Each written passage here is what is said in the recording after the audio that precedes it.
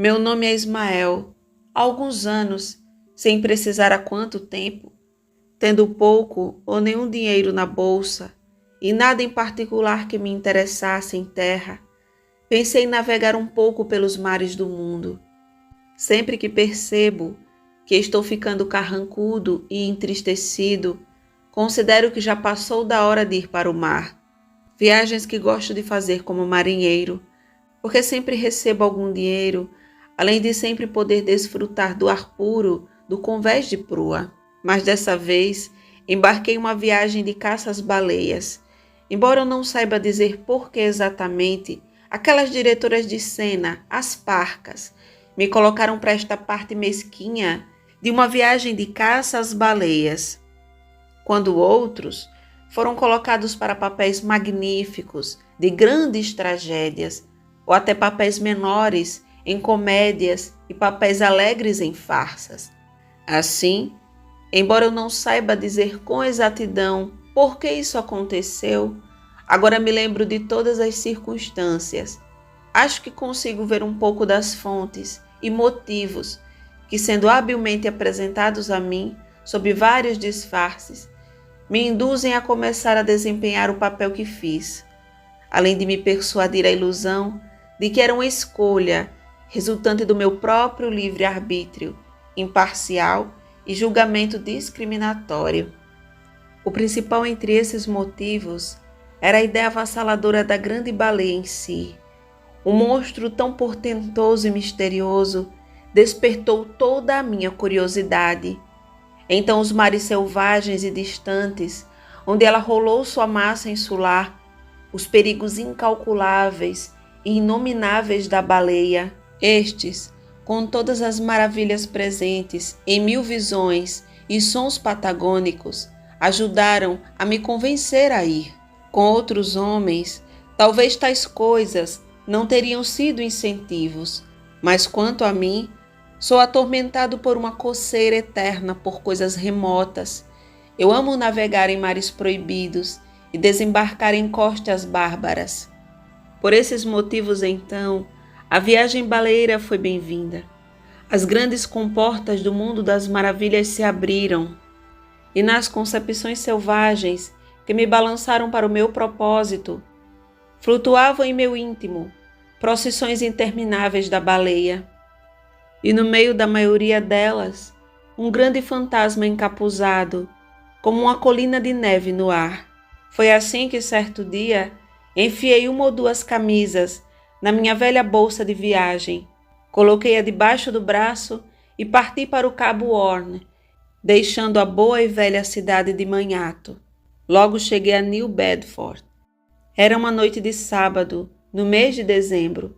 Fiquei muito desapontada ao saber que o navio para Nantucket já havia partido e que não havia como chegar àquele lugar até a segunda-feira seguinte.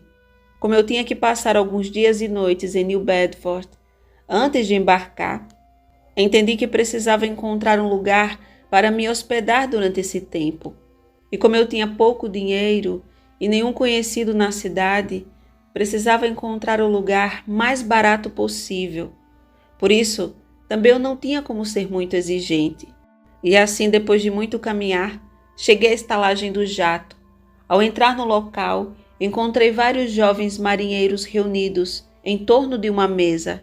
Procurei o senhorio e, dizendo-lhe que desejava ser acomodado num quarto, recebi como resposta que a sua casa estava cheia. Não havia nenhuma cama desocupada.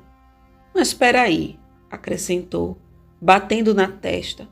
Não tens objeções em partilhar a manta de um arpoador, pois não? Imagino que vás caçar baleia, por isso é melhor habituar-se a esse tipo de coisa. Eu disse-lhe que nunca gostei de dormir dois na mesma cama, que se o fizesse, dependeria de quem fosse o arpoador, e que se ele, o senhorio, não tivesse realmente outro lugar para mim, e o arpoador não fosse decididamente questionável, por que é que, em vez de vaguear mais por uma cidade estranha numa noite tão fria, eu aguentaria metade da manta de qualquer homem decente? Sentei-me num velho banco de madeira. A noite estava muito fria, jantei. E logo depois de terminar o jantar, Como não tinha nada melhor para fazer, fiquei sentado observando aquele lugar. Nesse momento, ouviu-se um barulho de tumulto no exterior. O senhorio gritou: "Esta é a tripulação do Orca. Vi um comunicado hoje pela manhã, dizendo que chegariam de uma viagem de 3 anos, com o navio cheio." Ouviu-se um barulho de botas. A porta foi aberta. Entrou um grupo selvagem de marinheiros, envoltos em grossos casacos e com as cabeças cobertas por cachecóis de lã, todos remendados e esfarrapados, com as barbas duras, cheias de pingos de gelo. Parecia uma invasão de ursos selvagens. Tinham acabado de desembarcar e esta foi a primeira casa em que entraram. A bebida alcoólica não tardou a subir-lhes a cabeça, como geralmente acontece, mesmo com os bêbados mais famosos, recém-chegados do mar, e começaram a saltitar de forma mais ruidosa. Mais tarde, vencido pelo cansaço, foi dormir sem saber ainda quem era o arpoador com quem seria obrigado a dividir a cama. A noite seguia intranquila, pois mesmo deitado não conseguia dormir, apreensivo com aquela situação, até que em certo momento da noite ele chegou. Era uma figura muito estranha, que depois foi descobrir tratar-se de um canibal chamado Kikeg, nativo de Cocovato, uma ilha distante. A situação era estranha. Tive uma má impressão dele no começo, mas depois ficou tudo tranquilo e acabei conseguindo dormir. Na manhã seguinte, resolvi passear por New Bedford e acabei chegando à Capela dos Baleeiros, onde a maioria dos pescadores mal-humorados, que em breve partirão rumo ao Oceano Índico ou Pacífico, costumam fazer uma visita de domingo ao local. Ao entrar, encontrei uma pequena congregação dispersa de marinheiros, esposas e viúvas de marinheiros. Reinava um silêncio abafado, quebrado apenas por vezes pelos gritos da tempestade que havia começado. Cada adorador silencioso parecia propositadamente sentado, separado do outro, como se cada tristeza silenciosa fosse insular e incomunicável. O capelão ainda não tinha chegado, e ali estavam sentadas estas ilhas silenciosas de homens e mulheres, a olhar fixamente para várias tábuas de mármore, com orlas negras, esculpidas na parede de cada lado do púlpito. Escusado será dizer com que sentimentos, na véspera de uma viagem a Nantucket, olhei para aquelas tábuas de mármore, e à luz turva daquele dia escuro e triste, li o destino dos baleeiros que partiram antes de mim. Sim, Ismael, o mesmo destino pode ser teu, mas de alguma forma voltei a ficar alegre. Deliciosos incentivos para embarcar, grande hipótese de promoção, ao que parece. Sim, um naufrágio fará de mim um imortal, por tempo indeterminado. Grandes incentivos para embarcar, grande hipótese de promoção ao que parece. Sim, a morte neste negócio da caça às baleias, um rápido e caótico empacotamento de um homem na eternidade. Mas e depois? Acho que nos enganamos muito nessa questão da vida e da morte. Acho que aquilo a que chamam a minha sombra aqui na terra é a minha verdadeira substância. Penso que ao olhar para as coisas espirituais, somos muito parecidos com ostras, ao observar o sol através da água e a pensar que água espessa é o ar mais rarefeito. Acho que meu corpo é apenas o resíduo do meu melhor ser. Aliás, quem quiser, leve o meu corpo, digo eu, não sou eu? E, portanto, 3 vivas a Nantucket, e venha um barco naufragado e um corpo naufragado, pois o próprio Júpiter não pode aniquilar a minha alma. Não estava sentado há muito tempo, quando entrou um homem, de certa robustez venerável. Imediatamente, quando a porta abriu para deixá-lo entrar, toda a congregação olhou atentamente para ele. O que me fez perceber atestou que aquele bom e velho homem era o capelão. Sim, era o famoso padre Mapley, assim chamado pelos baleeiros, entre os quais era muito conhecido. Foi marinheiro e arpoador na sua juventude, mas durante muitos anos dedicou a sua vida ao ministério. Na manhã seguinte, uma segunda-feira, Kiked e eu acertamos nossas contas na estalagem, usando o dinheiro dele, pois havíamos ficado amigos e ele quis me ajudar. Partimos juntos e embarcamos na escuna que nos levaria a Nantucket. Já era noite quando chegamos ao nosso destino. Como já era muito tarde, não havia nada mais que pudéssemos fazer, além de procurar um lugar para jantar e dormir. O senhorio da estalagem do jato havia nos recomendado procurar o seu primo, que era dono de uma das melhores hospedarias da cidade de Nantucket. E além disso nos garantiu que seu primo Róssia, como lhe chamava, era famoso pelas suas sopas. Na manhã seguinte, embarquei junto com Kiked no navio Pequod, já que depois de entrar a bordo e olhar ao redor por um momento, gostamos muito dele. Pequod era o nome de uma célebre tribo de índios de Massachusetts. Ele era um navio da velha escola, bastante pequeno, com um aspecto antiquado, que tinha como um de seus principais proprietários o velho capitão Peleg, um oficial nobre, mas um pouco melancólico. A primeira vez que tive contato com o referido capitão foi quando olhei em redor do tombadilho, procurando alguém com autoridade que me aceitasse como tripulante naquela viagem.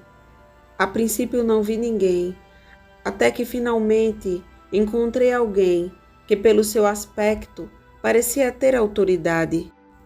Era meio-dia e, com o trabalho do navio suspenso, ele aproveitava-se agora do alívio do fardo do comando.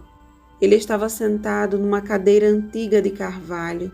Não havia nada de tão particular na aparência do homem idoso que vi.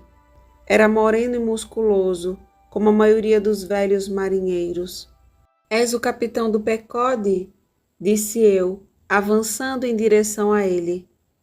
Supondo que eu seja o capitão do Pequod, o que desejaria dele? Eu gostaria de viajar nesse navio e caçar baleias. Vejo que não és um Nantucketer. Você já esteve no navio baleeiro? Não, senhor, nunca fiz isso. Não sabe nada sobre caça às baleias? Nada, senhor, mas não tenho dúvidas de que em breve aprenderei. Ele então se apresentou como capitão Peleg. Ele explicou que tanto ele quanto o capitão Bildad prepararam o navio para a viagem, o que incluía abastecê-lo com suprimentos e tripulantes. Eles eram ao mesmo tempo proprietários e agentes do navio. Peleg começou a me sondar sobre meu interesse em caçar baleias. Ele então me mostrou o caso do capitão Ahab, que tinha apenas uma perna, pois a outra havia sido destruída por uma baleia. Bem, dei-te uma dica sobre como é a caça às baleias. Ainda se sente inclinado para isso? Sim, senhor. Muito bem. Você será capaz de lançar um arpão dentro da garganta de uma baleia viva? Responda rápido. Sim, senhor. Se for absolutamente indispensável, eu farei. Por fim, disse ao capitão, que considerava o navio Pequod melhor do que qualquer outro que eu já havia conhecido. E ao me ver tão determinado, ele manifestou a sua disposição de me ter a bordo. E pode muito bem assinar os papéis agora mesmo, acrescentou. venha junto comigo. E assim dizendo, ele liderou o caminho, abaixo do convés para a cabine. Antes de chegar na cabine, vi uma pessoa sentada na popa. Era o velho capitão Bildad. As suas pernas estavam rigidamente cruzadas.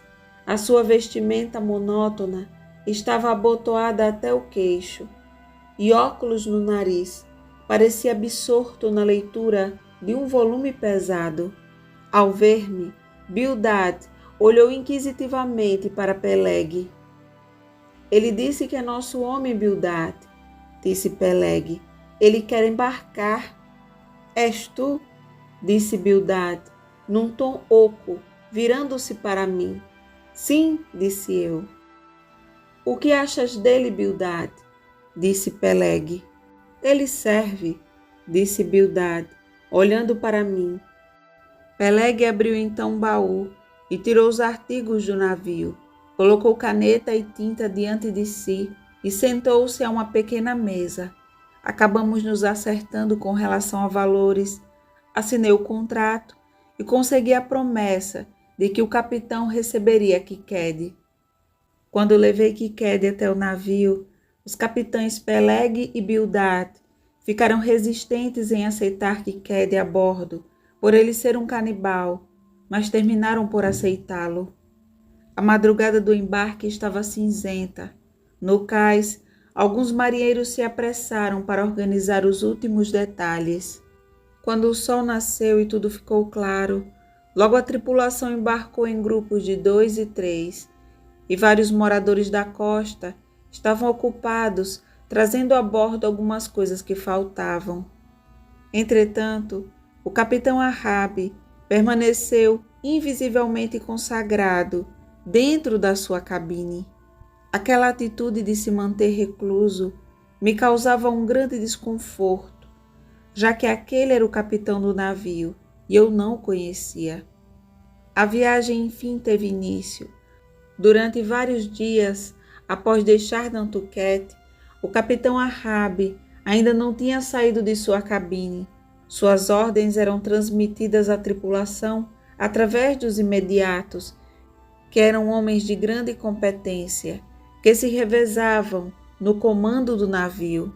Até que numa certa manhã, quando eu subi ao convés para o meu turno de vigília, acabei por encontrar o capitão Ahab. Ele estava no tombadilho. Ele era um homem alto e imponente, que tinha uma das pernas substituídas por um osso, que, segundo me contaram, era proveniente da mandíbula de uma cachalote. De cada lado do convés do Pecode, e muito perto dos brandais da mezena, havia um buraco de 0,5 polegada, onde ele firmava sua perna de osso.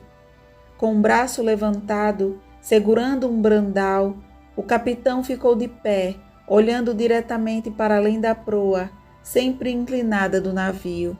Ele demonstrava uma firmeza de espírito, uma determinação, uma obstinação inabalável, um olhar fixo e destemido. Ele não disse uma palavra, nem os seus oficiais lhe disseram nada, embora todos os menores gestos e expressões daqueles homens demonstravam o desconforto de estarem sob o olhar do capitão. Logo depois dessa primeira aparição, ele retirou-se. Os dias foram passando e Ahab ficava em alguns momentos fechado em sua cabine e em outros andando pelo convés. Até que num certo fim de tarde, Ahab parou na amurada e, colocando sua perna de marfim no buraco e com uma das mãos segurando um brandal, ordenou que Starbuck, que era o piloto, reunisse todos na popa. Quando a tripulação estava reunida, Ahab saiu de seu posto e perguntou aos homens o que eles fariam caso encontrassem uma baleia.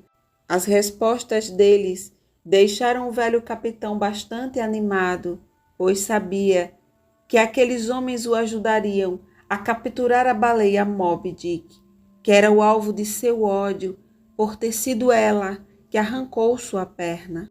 Ahab recebeu um saco de Starbuck e avançou em direção ao mastro principal, com um martelo erguido numa mão e exibindo um saco de moedas com a outra, e com uma voz alta e elevada exclamou: "Aquele de entre vós que me mostrar uma baleia de cabeça branca, com uma testa enrugada e uma mandíbula torta, com 3 buracos perfurados na sua barbatana de este bordo.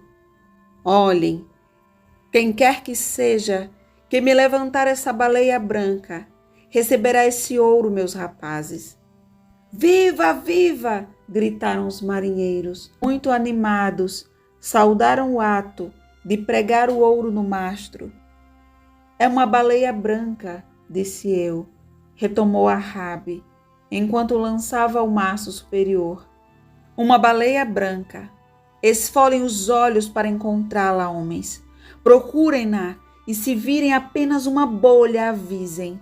Todo esse tempo, Tastego, Dagô e Quikede observaram-no com ainda mais interesse e surpresa, mais intensos do que os restantes, e a menção da testa enrugada e do maxilar torto começaram como se cada um fosse separadamente tocados por alguma recordação específica. "Capitão Arrabe", disse Tasteg, "aquela baleia branca deve ser a mesma, a que alguns chamam Moby Dick." "Moby Dick?" gritou Arrabe. "Então conheces a baleia branca, Tash?"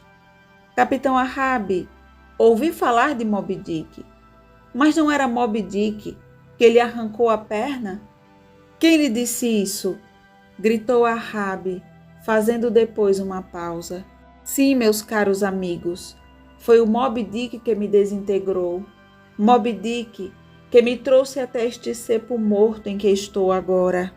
Sim, era aquela maldita baleia branca que me arrasou, fez de mim um pobre coitado para sempre." Depois, lançando ambos os braços, com imprecações incomensuráveis, gritou: Sim, eu vou persegui-la. E foi para isso que vocês embarcaram, homens. Perseguir aquela baleia branca por todos os lados da terra, até que seu sangue jorre e sua barbatana comece a boiar. O que dizem, homens? Vamos unir as mãos nisto agora? Eu acho que vocês são corajosos. Sim, gritaram os arpoadores e os marinheiros, correndo mais perto para o velho animado. Um olhar atento sobre a baleia branca, uma lança afiada para Moby Dick. Deus vos abençoe, homens. Administrador, ide buscar a grande medida de grog. Mas o que é essa cara feia, senhor Starbuck? Não queres tu perseguir a baleia branca? Estou pronto para o seu maxilar torto e para os maxilares da morte também, capitão Arrabe. Se isso contribuir para os negócios que seguimos. Mas vim aqui para caçar baleias, não para vingar o meu comandante. Vingar contra um ser bruto, um animal, gritou Starbuck. Isso me parece loucura. Ficar furioso com uma coisa bruta, capitão. Parece uma blasfêmia. Starbuck continuou a expor vários argumentos que contrariavam a inclinação de Arrabe, mas não obteve sucesso. O capitão fez da sua busca por vingança seu principal objetivo de vida e agora estava estimulando os seus comandados a ajudá-lo a chegar onde queria. Agora, 3 a 3 estão de pé. Louvai os cálices assassinos. Concedei-os vós, que agora sois parte desta liga indissolúvel. Ah, Starbuck, o que acha? Mas a ação está feita. Aquele sol ratificador espera agora para pulsar nele. Bebam, arpoadores, bebei e praguejai, vós, homens que manejais a proa do baleeiro mortal. Morte a Moby Dick. Deus nos casse a todos, se não caçarmos Moby Dick. Os longos cálices de aço foram erguidos e foram proferidos gritos de maldição contra a baleia branca. Starbuck empalideceu, virou-se e estremeceu. Mais tarde, todos se dispersaram e Arabe retirou-se para sua cabine. Eu, Ismael, era um desses tripulantes. Os meus gritos subiram juntamente com os outros. O meu juramento foi soldado ao deles. E mais forte gritei, e mais martelei e apertei o meu juramento, por causa do medo na minha alma. Um sentimento selvagem, místico e simpático estava em mim. A rábia insaciável, a rixa parecia minha. Com ouvidos ávidos, aprendi a história deste monstro assassino, contra quem eu e todos os outros fizemos os nossos juramentos de violência e vingança. À medida que o tempo ia passando, a baleia foi se tornando uma figura monstruosa e temível para a tripulação. E depois de enfrentar muitas dificuldades, perigos e tempestades, me deparei com uma situação assustadora. Eu estava no meu posto de observação, que ficava num ponto elevado, no mastro dianteiro, o que me permitia uma boa visão, quando avistei um navio que estava a sudoeste do cabo, ao largo das distantes ilhas de Cruzete, num bom local para a pesca das baleias francas, chamado Gonei, albatroz. À medida que ele se aproximava lentamente do meu posto, pude perceber a situação precária daquela embarcação. Ela estava branqueada, como o esqueleto de uma morsa encalhada. Ela apresentava ferrugem dos lados, os seus mastros e o seu cordame eram como os ramos grossos de árvores cobertas de geada. Apenas as velas inferiores estavam içadas. Era uma visão selvagem ver os seus vigias de barbas compridas naquelas 3 cabeças de mastro. Pareciam vestidos com peles de animais rasgadas e cheias de remendos. O navio deslizava lentamente, muito perto da nossa popa. Foi tão perto que quase poderíamos ter saltado dos mastros de um navio para o outro. Ainda assim, aqueles pescadores, de aspecto desamparado, olhando-nos enquanto passavam, não disseram nenhuma palavra aos nossos vigias. Mesmo assim perguntamos: navio à vista, já viu a baleia branca? Mas o estranho capitão, debruçado sobre os pálidos baluartes, estava no ato de colocar a sua trombeta na boca, mas ela caiu no mar e, com o aumento do vento, esforçou-se em vão para se fazer ouvir sem ela. Entretanto, o seu navio continuava a aumentar a distância entre nós. Enquanto isso, de várias formas silenciosas, os marinheiros do Pecode estavam a demonstrar a sua observância deste sinistro incidente, à mera menção do nome da baleia branca para outro navio. Arabe parou por um instante.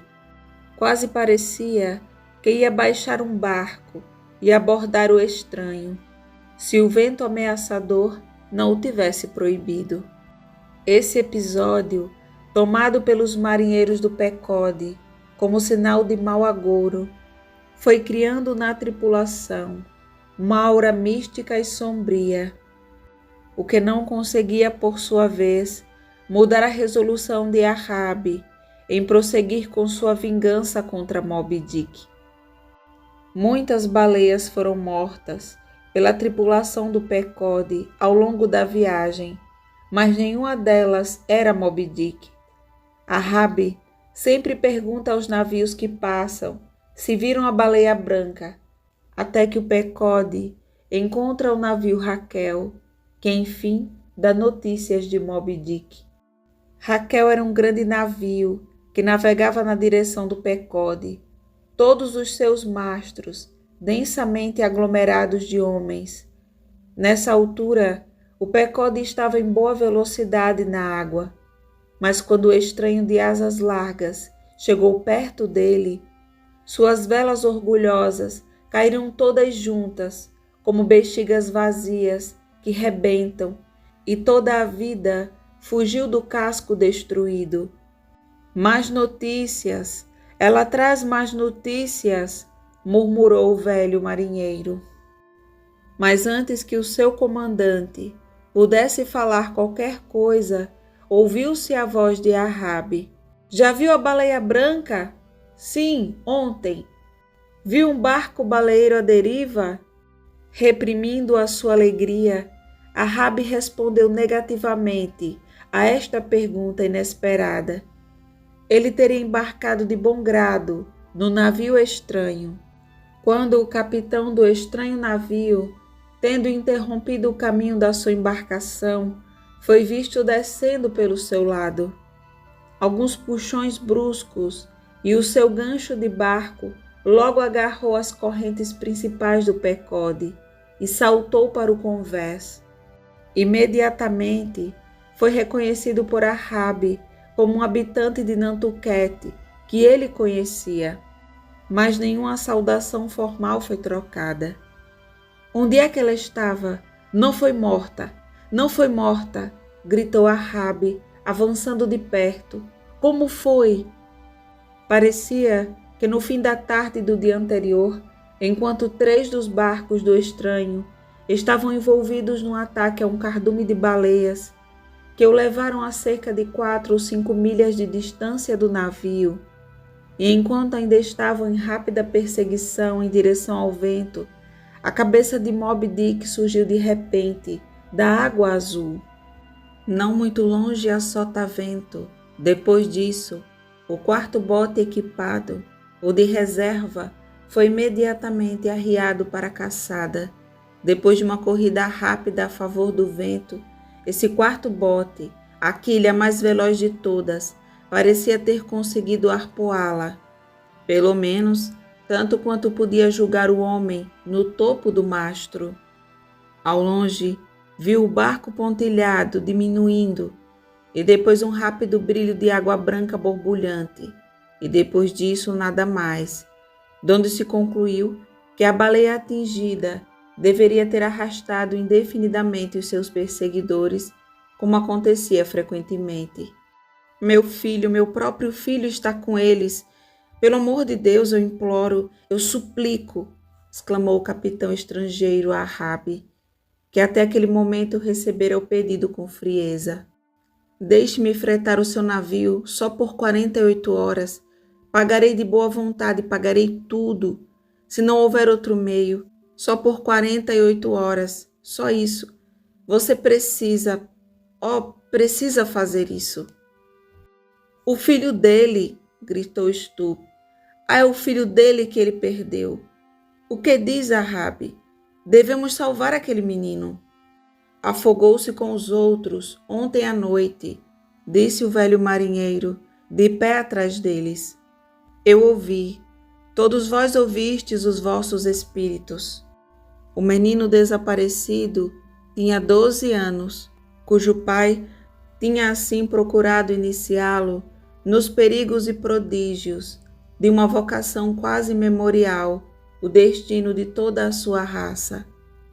Também não é raro que os capitães de Nantucket mandam um filho de tão tenra idade para longe deles, por um longo período de 3 ou 4 anos de viagem em algum outro navio que não o seu, para que em seu primeiro conhecimento da carreira de um baleeiro não se deixe influenciar por qualquer demonstração de natureza paternal. E assim o estranho ainda implorava a sua pobre bênção para Arabe, e Arabe permaneceu como uma bigorna, recebendo cada choque, mas sem o menor tremor. Não irei, disse o estranho, até que me diga sim. Faça comigo o que gostaria que lhe fizessem no mesmo caso, pois também tenho um filho. Embora ele seja apenas uma criança e esteja agora aninhado em segurança em casa, sim, percebo que cede. Eu vejo isso. Corram, homens, agora! Avante! Gritou Arabe. Não toque num fio de corda. Depois, com um tom que moldou prolongadamente cada palavra. Capitão Gardner, não o farei. Mesmo agora perco tempo. Adeus, adeus. Deus te abençoe, homem, e que eu possa perdoar-me, mas preciso ir. Senhor Starbuck, olhe para o relógio de bitácora e em 3 minutos, a contar deste instante, avisar todos os estranhos. Depois prepare-se novamente para a frente e deixe o navio navegar como antes. Virando-se apressadamente, com o rosto virado para o lado, desceu para sua cabine, deixando o estranho capitão paralisado, com uma rejeição incondicional e total do seu pedido tão sério.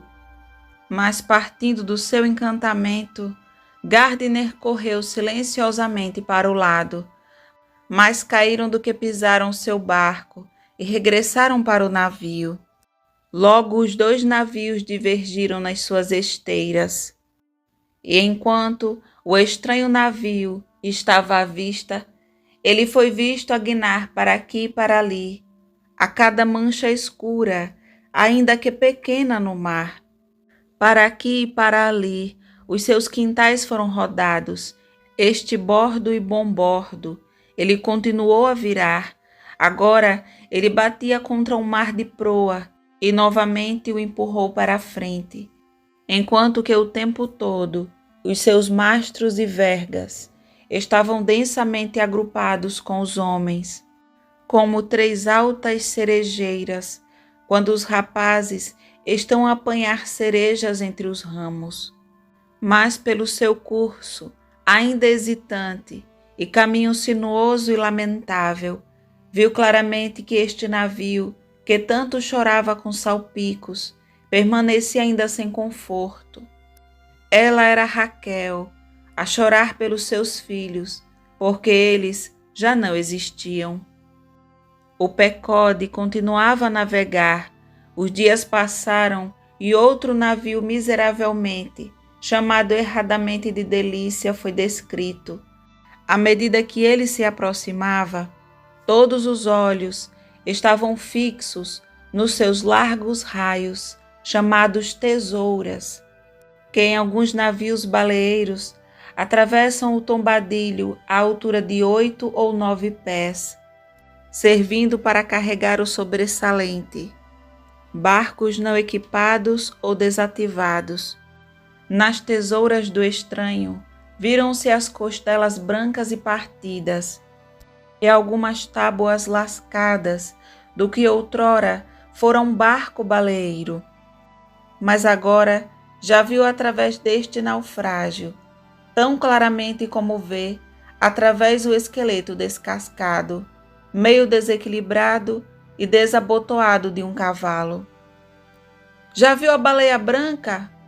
Olha, respondeu o capitão, de bochechas encovadas, de sua popa, e com a sua trombeta apontou para o naufrágio. Matou-a?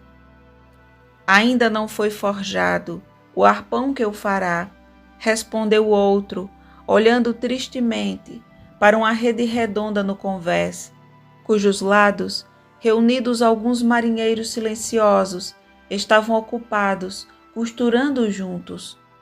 Não forjado? E arrancou o ferro.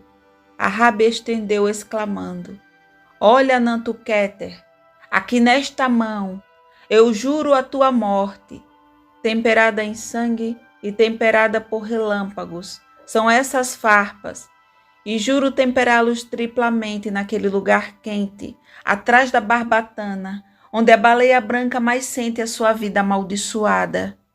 Então Deus te guarde, velho.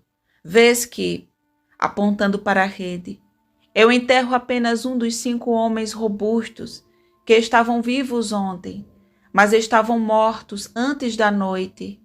Só aquele enterro. Os outros foram enterrados antes de morrer. Navegas sobre o túmulo deles. Depois, voltando-se para a sua tripulação. Então estás pronto? Coloque a prancha então no carril e levante o corpo.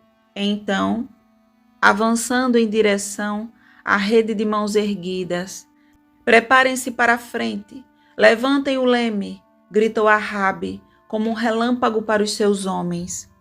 Mas o Pecode não foi suficientemente rápido para escapar o som do salpico que o cadáver logo fez ao embater no mar.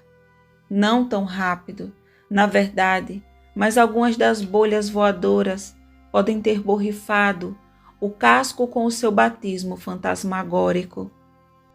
Enquanto Rabi se distanciava do abatido Delícia, gritou uma voz agourenta no seu rastro. Em vão, ó estrangeiros, fugis do nosso triste enterro. Apenas nos desviais a sua balustrada para nos mostrar o seu caixão. Certa noite, a meio da vigília, quando o velho, como de costume a intervalos, saiu da escotilha em que estava apoiado e foi até o seu orifício de articulação. De repente, esticou o rosto ferozmente, farejando o ar do mar como um cão sagaz de navio.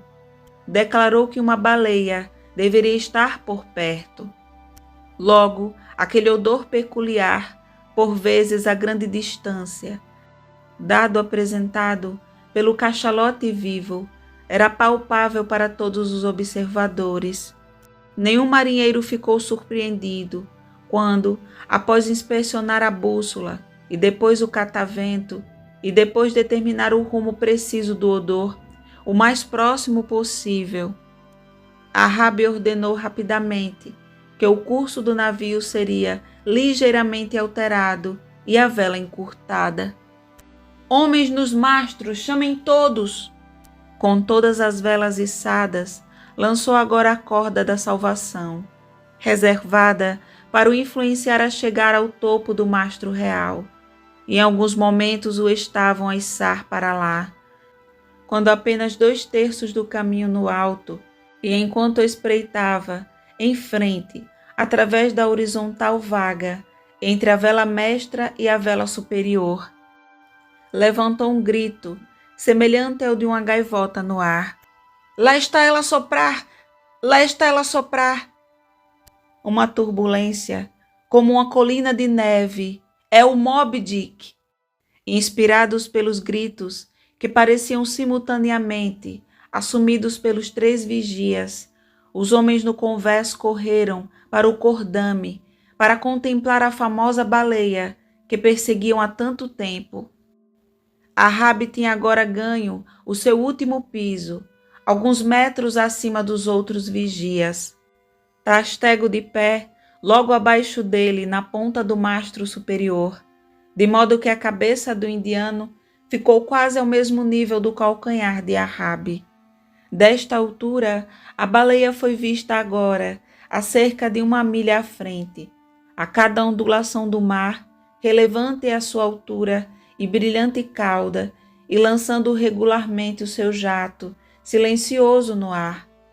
Para os crédulos marinheiros, parecia o mesmo bicho silencioso que eles há muito tempo contemplaram nos oceanos Atlântico e Índico, iluminados pela lua. E nenhum de vós viu isto antes? Gritou Rabi, saudando os empoleirados homens à sua volta. Viu quase no mesmo instante, senhor, que o capitão Rabi, e eu gritei, disse Tastego. Não no mesmo instante, não no mesmo. Não, o dobrão é meu. O destino reservou-me o dobrão, eu somente.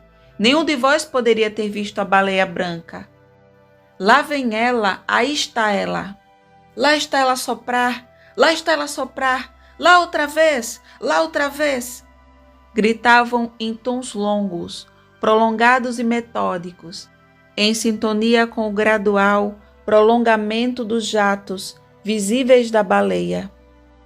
Todas as velas do barco preparadas, todos os remos a operar, e Rabi a liderar o ataque, e ao seu comando as embarcações, como silenciosas conchas de nautílios, as suas ligeiras proas avançavam rapidamente pelo mar, mas só lentamente se aproximaram do inimigo.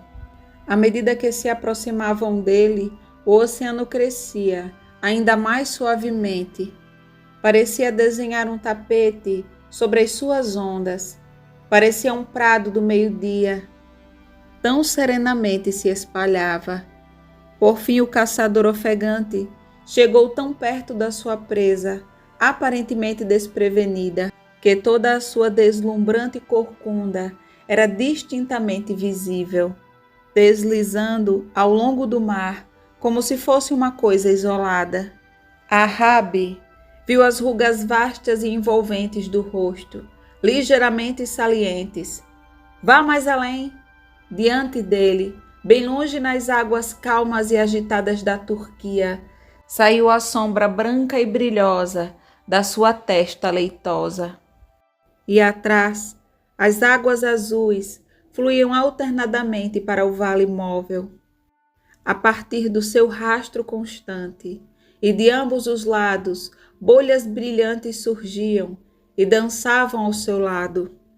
Mas estes foram novamente quebrados pelos dedos ligeiros de centenas de aves do mar, alternando o seu voo irregular e como um mastro de bandeira, erguendo-se do casco, pintado de um navio de guerra, o mastro alto mas quebrado de uma lança recente, projetada nas brancas costas da baleia, e deslizando para frente e para trás, como um dorsal sobre os peixes, silenciosamente empoleirados e balançando neste porte, as longas penas da cauda fluíam como flâmulas. Uma alegria suave, uma poderosa suavidade de repouso na rapidez, investiu a baleia planadora. Com uma rapidez suave e encantadora, nem Júpiter, nem aquela grande majestade suprema, fez superar a glorificada baleia branca, enquanto nadava tão divinamente.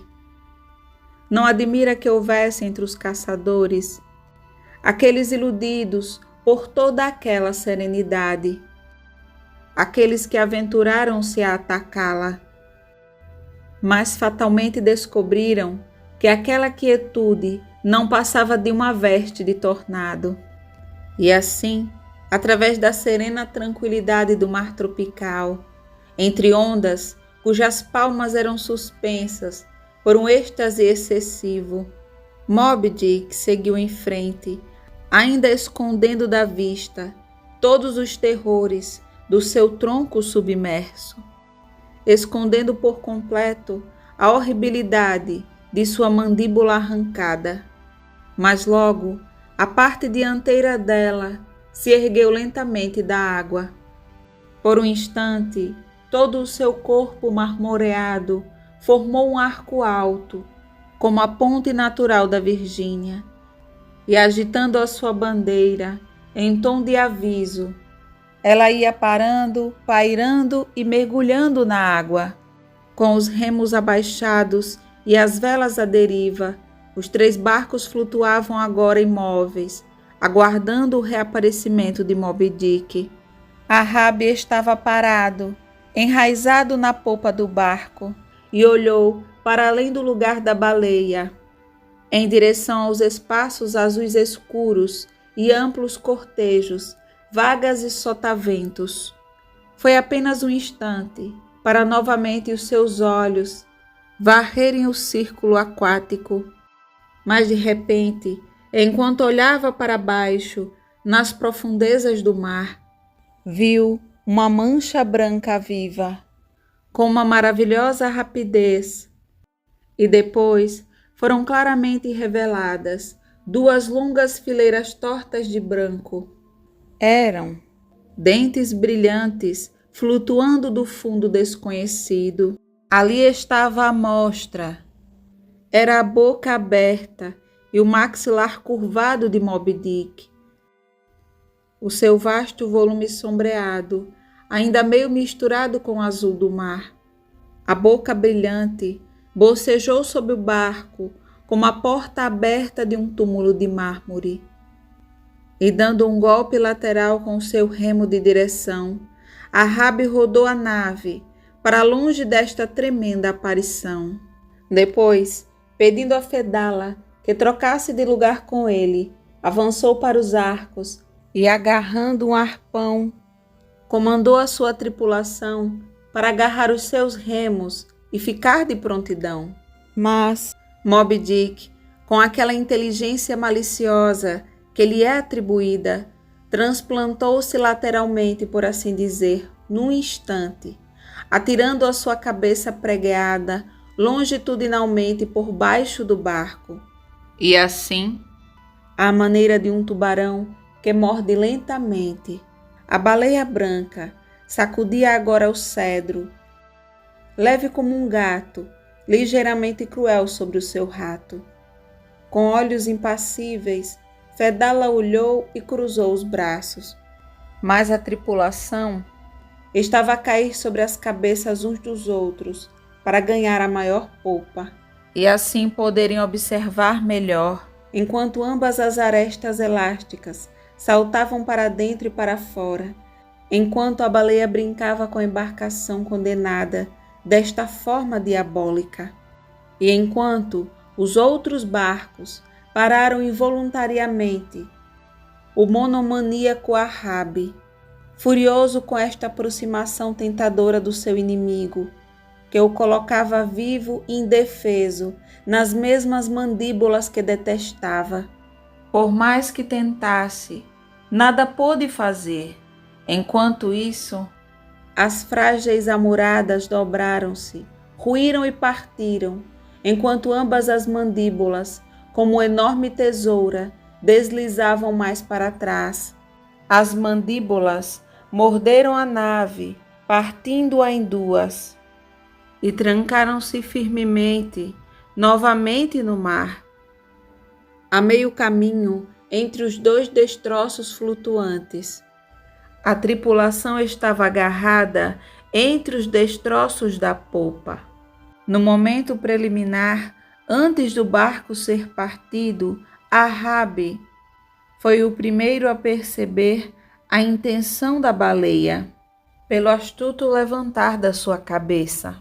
Um movimento que o fez perder o controle naquele momento.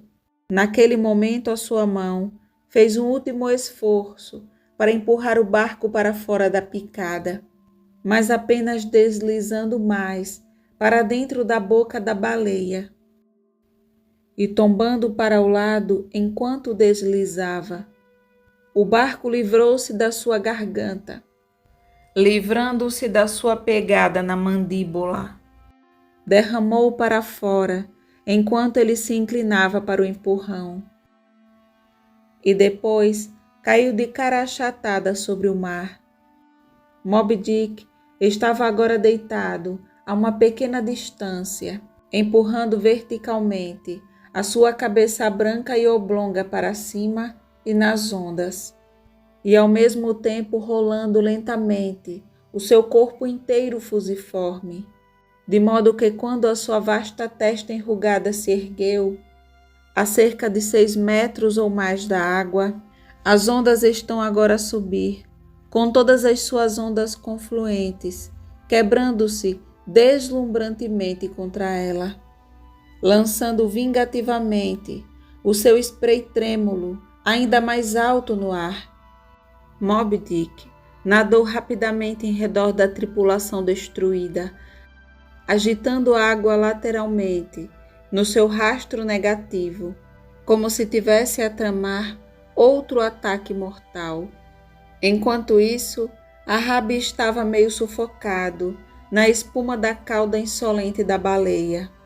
A cabeça indefesa de Ahab foi vista como uma bolha lançada que a mais pequena hipótese de choque pode rebentar. Da polpa fragmentada do barco, Fedallah, sem curiosidade, suavemente olhou para ele e a tripulação agarrada na outra ponta à deriva não conseguiu socorrê-lo. A baleia começou a nadar então em círculos rápidos, e embora os outros barcos ilesos ainda pairassem nas proximidades, ainda assim não ousaram entrar no redemoinho para atacar. Nem nesse caso eles próprios poderiam esperar escapar. Com os olhos tensos então, permaneceram na orla exterior da zona terrível, cujo centro tornara-se agora a cabeça do velho. Entretanto, desde o início, tudo isto foi visto do navio, e alinhando os seus metros, ela avançou sobre a cena, e estando tão perto de Ahabe na água, o saudou. Ele tentou se afastar, mas nesse momento, uma onda de Moby Dick o atingiu. Mas lutando para sair dele novamente, e tendo a hipótese de se levantar numa crista alta, gritou: "Naveguem em direção à baleia! Expulsem-a!" As proas do Pecode estavam pontiagudas e quebravam o círculo encantado. Ela separou efetivamente a baleia branca da sua vítima. Enquanto nadava de mau humor para longe, os barcos voaram para o resgatar. Arrastado para o barco de Stube, com os olhos cegos, cheios da salmoura, que também se acumulava em suas rugas. A longa tensão da força física de Acabe rachou, e ele cedeu impotente para a ruína do seu corpo por um tempo. Deitado, todo esmagado, no fundo do barco de Stube, como um pisoteado por manadas de elefantes. Lamentos sem nome vinham dele, como sons desolados das nossas ravinas. "O arpão", disse Ahabe, levantando-se até o meio e inclinando-se lentamente, num braço dobrado. "É seguro?" "Sim, senhor, pois não foi disparado. É isso", disse Stube. "Põe isto diante de mim. Algum homem está desaparecido?" 1, 2, 3, 4, 5. São 5 homens. "Isso é bom. Ajuda-me, homem. Quero ficar de pé." A seiva eterna corre novamente pelos ossos de Ahabe. Ao amanhecer, os 3 mastros foram novamente guarnecidos pontualmente e Moby Dick foi vista. "Lá ela rompe! Lá ela rompe!" foi o grito. Bravatas incomensuráveis à baleia branca. Ela atirou-se para o céu. Tão de repente vista na planície azul do mar, contra a margem ainda mais azul do céu. O spray que ela levantou brilhava e cintilava. "Sim, avante até o sol, Moby Dick", gritou Ahabe. "A tua hora e o teu arpão está à mão. Baixa-te, todos vós, menos um à frente. Os barcos fiquem atentos." "Mais abaixo", gritou, assim que chegou ao seu barco, um barco de reserva naufragado na tarde anterior. "Senhor Starbuck, o navio é seu. Mantenha-se afastado dos barcos, mas a curta distância." Mas, como se lhes quisesse incutir um terror rápido, Moby Dick se tinha virado e estava agora vindo para as 3 equipes. O barco de Ahabe era central, e virando para os seus homens, disse-lhes que iria atacar a baleia. A baleia branca agitou-se a uma velocidade furiosa, quase em um instante, por assim dizer, correndo entre os barcos de mandíbulas abertas e uma cauda chicoteante. Oferecia uma batalha terrível por todos os lados, e sem se importar com os ferros que lhe eram atirados de todos os barcos, parecia apenas ter a intenção de aniquilar cada tábua separada dos quais estes barcos eram feitos. Moby Dick atacou os 2 barcos, mas o barco de Ahabe, ainda intacto, parecia puxado em direção ao céu por fios invisíveis. A baleia branca bateu com sua larga testa contra o seu traseiro e fez-lo girar e girar no ar, até cair novamente com a borda para baixo. Ahabe e os seus homens esforçaram-se para sair de debaixo dele, como focas de uma gruta à beira-mar.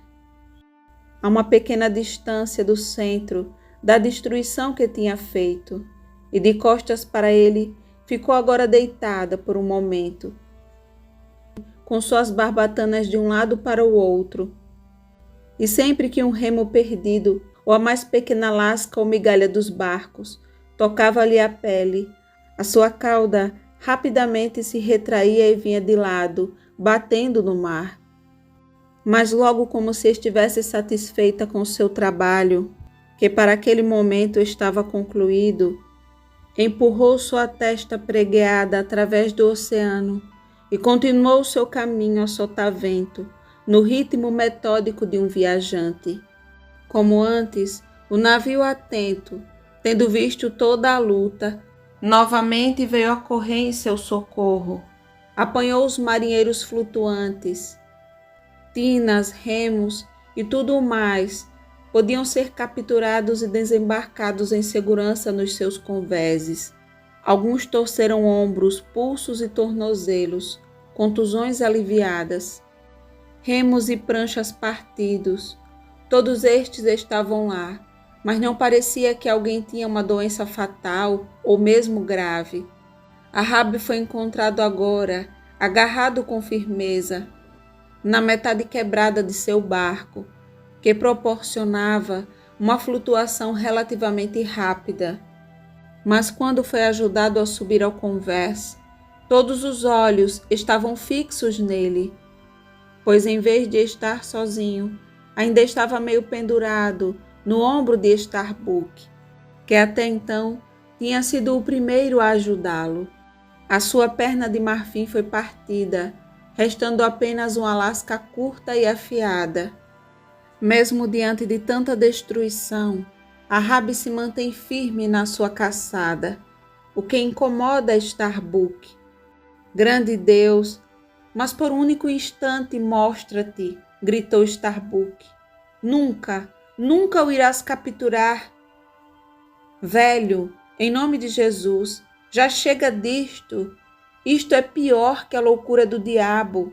2 dias perseguidos, 2 vezes queimado em lascas, a tua própria perna, uma vez mais arrancada de ti. A tua sombra maligna se foi, tudo bem. Anjos a atacar-te com avisos. Que mais queres? Vamos continuar a perseguir este peixe assassino até que afunde o último homem? Seremos arrastados por ele para o fundo do mar? Seremos rebocados por ele para o mundo infernal? A impiedade e blasfêmia para o caçar mais? Starbuck, ultimamente tenho me sentido estranhamente comovido por ti, mas nesta questão da baleia, seja à frente do teu rosto para mim como a palma desta mão, um branco sem lábios e sem características. Todo este ato é imutavelmente decretado. Eu sou o tenente das Parcas, eu ajo sob ordens. Olha, subalterno, que obedeças à minha. Fiquem por perto, homens. Vedes um velho cortado até o cepo, apoiado numa lança trêmula, apoiado num pé solitário, mas a alma de Ahab é uma centopeia, que se move sobre 100 pernas. Sinto-me tenso, meio encalhado, como as cordas que rebocam fragatas, sem mastro numa tempestade. Mas antes que eu quebre, grite, ouça-me quebrar, e até que ouçam isto, saibam que a corda de Ahab ainda está a cumprir o seu propósito. Acreditais, homens, nas costas chamadas presságios? Pois antes que se afoguem, as coisas que se afogam subirão 2 vezes à superfície, depois erguendo-se de novo para afundar para sempre. O Moby Dick está a flutuar há 2 dias, e amanhã será o 3º. Sim, homens, ele levantar-se-á mais uma vez, mas apenas para dar o último suspiro. Sentem-se, homens corajosos, valentes? Como o fogo destemido, gritou Stubb. É tão mecânico, murmurou Ahab. Depois, quando os homens avançaram, murmurou. As coisas chamadas presságios. E ontem falei o mesmo para Starbuck, sobre o meu barco avariado. Quando o crepúsculo caiu, a baleia ainda estava à vista a sotavento. Depois, mais uma vez, a vela foi encurtada e tudo passou quase como na noite anterior. Apenas o som de martelos e ouviu-se o zumbido da pedra de amolar até quase ao amanhecer, enquanto os homens labutavam com lanternas de forma completa e cuidadosa, apetrechamento dos barcos de reserva e afiação de suas novas armas para amanhã. Entretanto, daquela quebrada do naufrágio de Arrabe, o carpinteiro fez-lhe outra perna, enquanto ainda, como na noite anterior, o desleixado Arrabe permaneceu imóvel na sua escotilha, sentando-se a leste para ver o sol mais cedo. A manhã do terceiro dia amanheceu bela e fresca, e uma vez mais o solitário homem da noite no mastro da proa foi aliviado por multidões de vigias diurnos.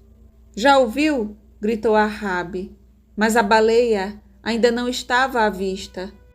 Finalmente, a uns 3 pontos da proa, Arrabe avistou novamente o bicho. Testa com testa, encontro-te, esta terceira vez, Moby Dick. No convés, preparem-se. Ele está demasiado longe para descer ainda, Sr. Starbuck. As velas tremem. Fique em cima do timoneiro. No devido tempo, os barcos foram baixados, mas como estando na sua popa, Arrabe apenas pairava sobre o ponto de descida. Acenou ao imediato que segurava uma das cordas de equipamento no convés e pediu-lhe que parasse. Starbuck, senhor, pela terceira vez, o navio da minha alma parte nesta viagem, Starbuck. Sim, senhor, assim o desejais. Alguns navios partem dos seus portos e depois disso estão desaparecidos, Starbuck. Verdade, senhor, a mais triste verdade. Alguns homens morreram na maré vazante, alguns na maré baixa, outros na cheia. E agora sinto-me como uma onda, Starbuck. Estou velho. As suas mãos se encontraram, os seus olhos fixaram-se. Starbuck chorava. Oh, meu capitão, nobre coração, não vá, não vá. Veja, é um homem valente que chora. Quão grande é então a agonia da persuasão. Baixa-te, gritou Arrabe, afastando o braço do imediato. Aguardem a chegada da tripulação. Num instante, o barco aproximava-se da popa. Os barcos não tinham ido muito longe, quando a um sinal dos mastros, um braço apontado para baixo, Arrabe sabia que a baleia tinha soado, mas pretendendo estar perto dela, na subida seguinte, continuou o seu caminho, um pouco para o lado do navio. A tripulação encantada, mantendo o silêncio mais profundo, enquanto as ondas inclinadas martelavam e martelavam contra o arco adversário. Um som grave e estrondoso foi ouvido, um zumbido subterrâneo, e depois todos sustiveram a respiração. Uma forma vasta, projetada longitudinalmente, mas obliquamente do mar, envolto num fino véu de névoa, pairou por um momento no ar como um arco-íris, e depois caiu submerso de volta nas profundezas. Esmagada a 30 pés de altura, as águas brilharam por um instante. Depois afundaram-se numa chuva de flocos, deixando a superfície circular cremosa, como leite fresco, em redor da marmórea tromba da baleia. Ceder! Gritou Arrabe aos remadores, e os barcos avançaram rapidamente para o ataque. Mas enlouquecido pelos ferros frescos de ontem que ocorreram, Moby Dick parecia possuído por todos os anjos que caíram do céu. As amplas camadas de tendões soldados, espalhando-se pela sua ampla testa branca, sob a pele transparente parecia unida.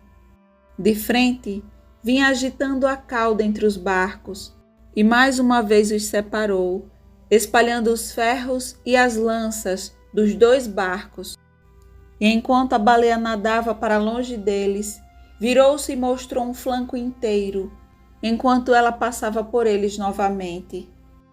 Naquele momento, um grito rápido surgiu, amarrado em círculos nas costas do peixe, presos nas voltas e mais voltas, em que durante a noite passada a baleia tinha recolhido as involuções das linhas à sua volta. Viu-se o corpo meio dilacerado do Parsi, nosso companheiro, até então desaparecido, a sua vestimenta de zibelina desfiada em pedaços. Os seus olhos arregalados voltaram-se diretamente para o velho Arabe. O arpão caiu-lhe das mãos. Sim, Parsi, vejo tu outra vez. Sim, tu vais à frente. Isto então é o carro funerário que prometeste. Mas eu mantenho-te fiel à última letra da tua palavra. Onde está o segundo carro funerário? Vamos, companheiros, para o navio. Aqueles barcos são inúteis agora. Navegando em direção ao vento crescente, o barco solitário estava rapidamente impelido para sotavento, tanto pelos remos como pela vela. E por fim, quando Arabe deslizava pelo navio, tão perto, tão claramente para distinguir o rosto de Starbuck, enquanto se inclinava sobre a amurada, chamou para virar o navio e segui-lo, não muito rapidamente, no intervalo criterioso. Olhando para cima, viu Tastego, Kikeg e Dagor subindo ansiosamente aos 3 mastros, enquanto os remadores estavam a balançar nos 2 barcos estaiados. Enquanto acelerava também, teve vislumbres rápidos de Stube e Flash, ocupando-se no convés, entre feixes de novos ferros e lanças. Ao ver tudo isto, enquanto ouvia os martelos nos barcos partidos, outros martelos pareciam cravar-lhe um prego no coração. E, no entanto, enquanto Arabe deslizava sobre as ondas, os implacáveis tubarões o acompanhavam, e tão obstinadamente presos ao barco, a morderem continuamente os remos, de modo que as pás tornaram-se irregulares e trituradas, deixando pequenos estilhaços no mar. Não deem ouvidos a esses dentes, mas deem remos novos aos nossos barcos. É melhor descansar na mandíbula do tubarão do que na água corrente. Mas a cada dentada, Senhor, as lâminas finas são cada vez mais pequenas. Vão durar o suficiente, vá em frente. Continuem. Agora estamos perto dele. Por fim, a embarcação foi lançada para um dos lados e correu justamente para o flanco da baleia branca, que parecia estranhamente alheia ao seu avanço, como acontecia por vezes com a baleia. E agora, Arabe estava dentro da névoa fumarenta, da montanha lançada pelo esguicho da baleia branca. Mas agora Arabe estava tão perto dele, quando com o corpo arqueado para trás e ambos os braços erguidos longitudinalmente para o alto, disparou o seu ferro feroz e a sua maldição muito mais feroz na odiada baleia. Enquanto o aço e a maldição se afundavam no encaixe, como se fossem sugados para dentro de um lamaçal, Moby Dick contorcia-se de lado, rolando espasmodicamente o seu flanco contra o arco. Moby Dick então atacou o barco de Arabe. O barco inclinou-se tão repentinamente que, se Arabe não tivesse ido para a parte elevada da borda, a qual então se agarrou, ele teria sido novamente lançado ao mar. A baleia branca então disparou através do mar agitado. Foi quando Arabe gritou para o timoneiro tomar novas voltas com a linha e mantê-la assim, e comandou a tripulação para se virarem nos seus assentos e rebocarem o barco até a marca. Mas, no momento em que a linha traiçoeira sentiu aquela dupla tensão e puxão, estalou no ar vazio. Mas a Rabi gritou: está de novo inteiro, remos, remos, e rompa em cima dela. Ao ouvir o tremendo barulho do barco a bater no mar, a baleia virou-se, apresentando a testa branca. Mas nesta evolução, avistando o casco negro do navio aproximar-se, vendo aparentemente nisso a fonte de todas as suas perseguições, avançou sobre a sua proa, golpeando com suas mandíbulas bem no meio. A Rabi cambaleou, mas quando os remadores forçaram violentamente o barco a passar, nos mares agitados, as pontas da proa, atingidas pela baleia, irromperam suas tábuas. E num instante, o barco quase afundou. Sua tripulação esforçou-se para impedir que isso acontecesse. Mas a baleia branca atacou novamente. Com sua testa, atingiu a proa de estibordo do navio, até que homens e madeiras cambalearam. Alguns caíram de cara no chão e, através da brecha que se formou no navio, ouviram as águas a jorrar, como torrentes por um cano. Mas, mergulhando sob o navio que se acomodava, a baleia correu tremendo ao longo da sua quilha, mas virando-se para debaixo da água, rapidamente voltou à superfície, muito longe, mas a poucos metros do barco de Rabi, que durante muito tempo permaneceu quieto. O arpão foi lançado, a baleia atingida voou para a frente. Com velocidade de ignição, a linha correu através das ranhuras, correu em falta. Rabi foi lançado para fora do barco, antes da tripulação se aperceber que ele tinha partido. Por um instante, a tripulação do barco ficou paralisada. O navio, meu Deus, onde está o navio? Logo escurecerá. Então viram o navio desaparecer, com apenas os mastros mais altos, fora da água. E agora, círculos concêntricos tomaram conta do próprio barco solitário e toda a sua tripulação. Cada remo flutuante e cada lança a girarem, animado e inanimado, tudo girando e girando num vórtice, levou o mais pequeno pedaço do Pecode para longe da vista. Entretanto, Rabi afundou-se com o seu navio, que, tal como Satanás, não se afundaria para o inferno, até que tivesse arrastado uma parte viva do céu consigo.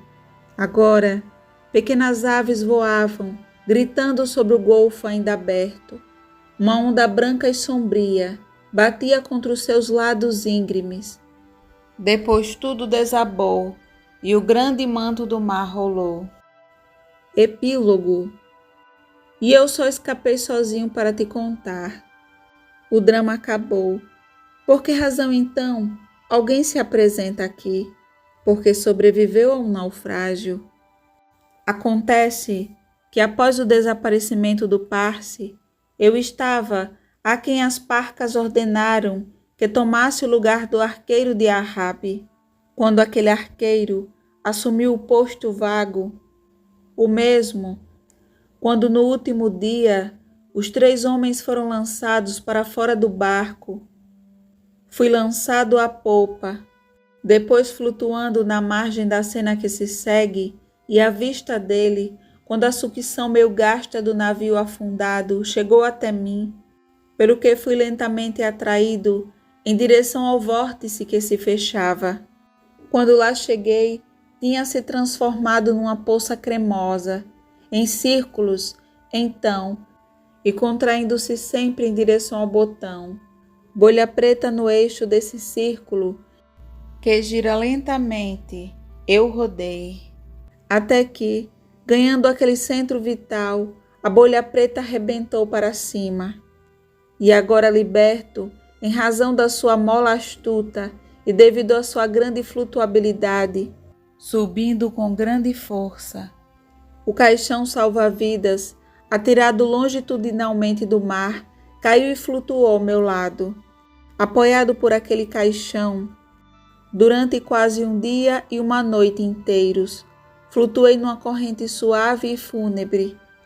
Os tubarões inofensivos deslizavam como se tivessem encadeados, prendendo as suas bocas.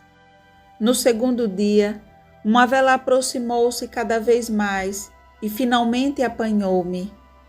Foi a tortuosa Raquel, que na sua busca, depois de seus filhos desaparecerem, só encontrou outro órfão,